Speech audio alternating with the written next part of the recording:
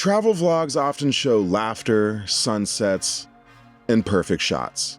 Not the exhaustion, the planning, the stress, or the emotional toll behind it. A 10-minute highlight reel might represent days of waiting, reshooting, and for some YouTubers, forcing energy that just isn't there. It's weird. I don't know, I just don't feel it. I promise you, that is not me. In fact, that's what led me to make this video.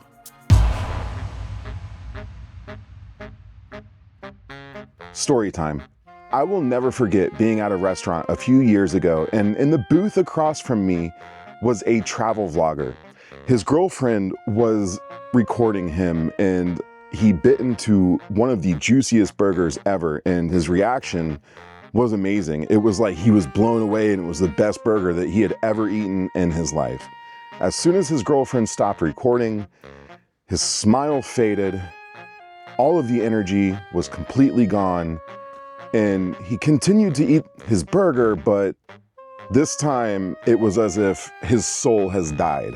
The man was dead inside. He was not enjoying himself, and everything that I had just witnessed was a show. From that moment on, I had promised myself to never become the unhappy cheeseburger man. This video was supposed to be another overnight stay in a strange and unique hotel in Europe. The cameras were charged, our bags were packed, the plan was clear, everything was ready to go, except for us.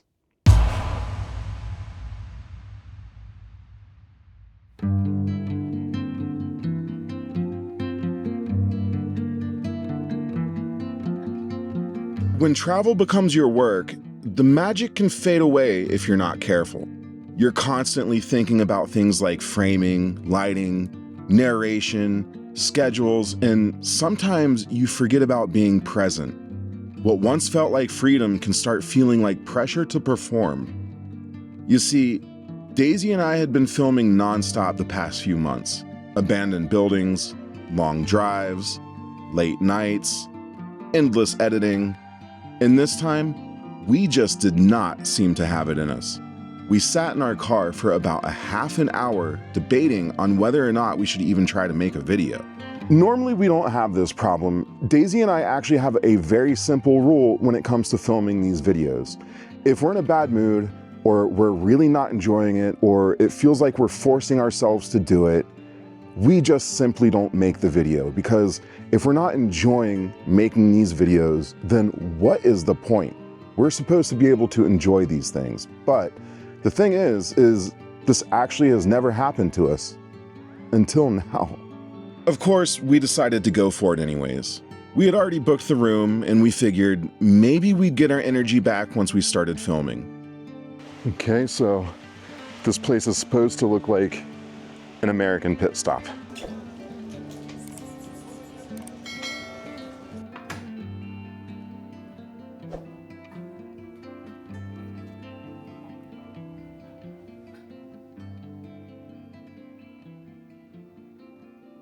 Uh-oh. Did a light go out? No. The light in our shower is out. That's not cool. That does not look good.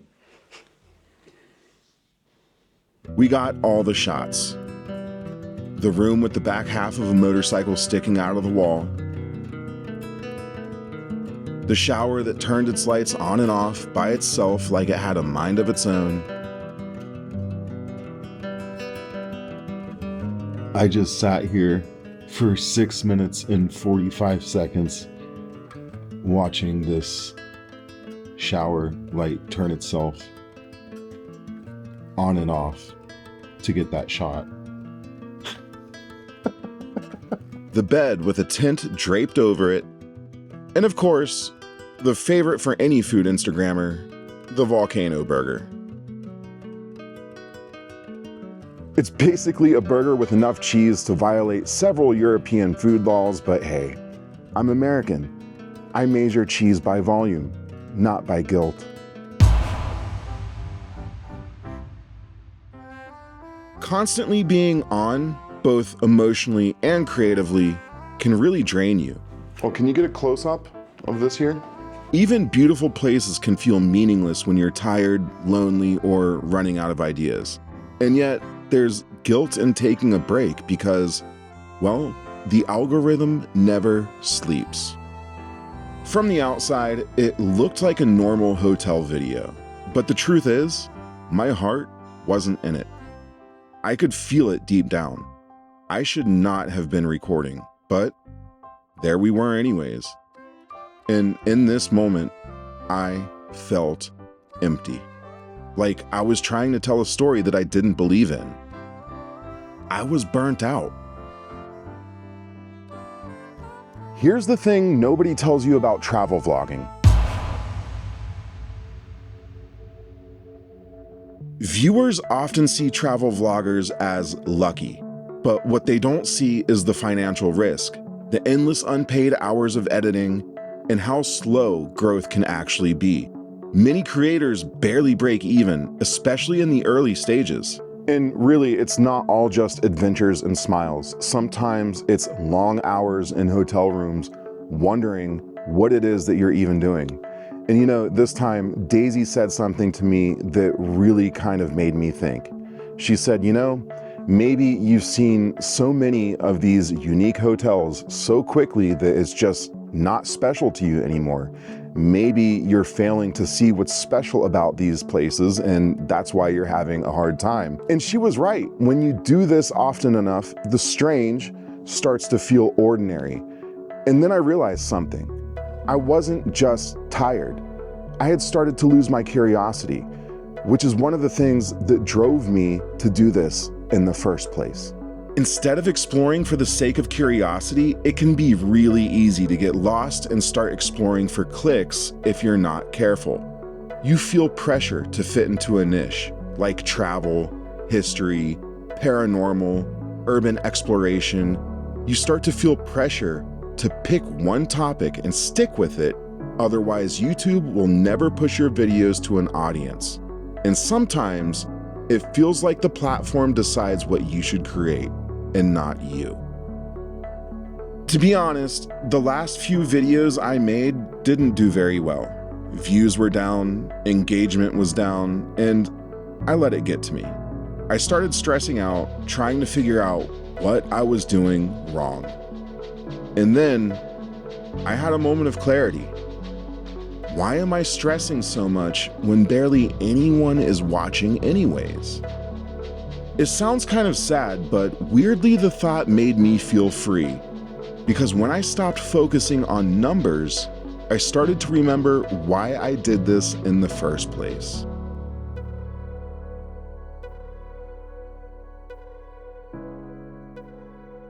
Some of the best memories, real connections with locals, special moments with Desi, things like that happen off camera. And for that reason, nobody gets to see them.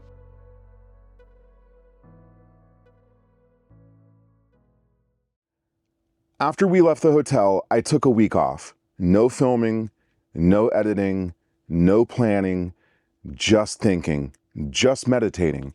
And somewhere within that week, a feeling of peace started to come over me. A feeling that I hadn't felt in a very long time. And with that peace, other things started to come back. I started to listen to music that I hadn't listened to in a long time.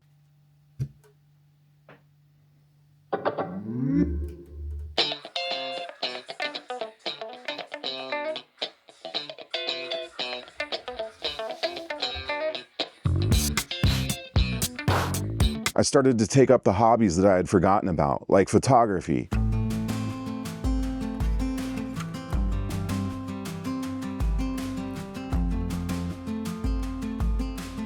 I actually flew the drone out of curiosity because I just wanted to fly the drone and feel free. I wasn't flying it because I felt like, well, I have to get this drone shot for this video, otherwise it won't do good, people won't enjoy it. And I also forgot about falling into a specific niche on YouTube. And one of the most important things is I started to get in touch with my creativity again, my curiosity. I also realized something about my last few videos and why they failed. I had gotten too comfortable. I had forgotten why I was doing this in the first place, to tell a story. I had forgotten to tell a story. And in doing that, I had lost myself to the grind that is YouTube. What drives me is adventure. And to me, adventure is exploring forgotten tunnels, or an abandoned sanatorium at midnight, or listening to history echo through the walls of a castle. It's challenging myself to retrace the footsteps of the ones who walked before us, chasing that feeling of mystery, wonder, and fear all at once. That's where I feel alive. And if I can stay somewhere weird or unusual along the way, well, that's just a bonus. You know, burnout doesn't just happen because you're tired. Sometimes it happens because you lose touch of the why, the reason why you started this in the first place, that spark. But the thing is, sometimes failure is what brings that spark back. And in this case, that's exactly what it did for me. So this isn't the hotel video I planned to make, but maybe it's the one I needed to make.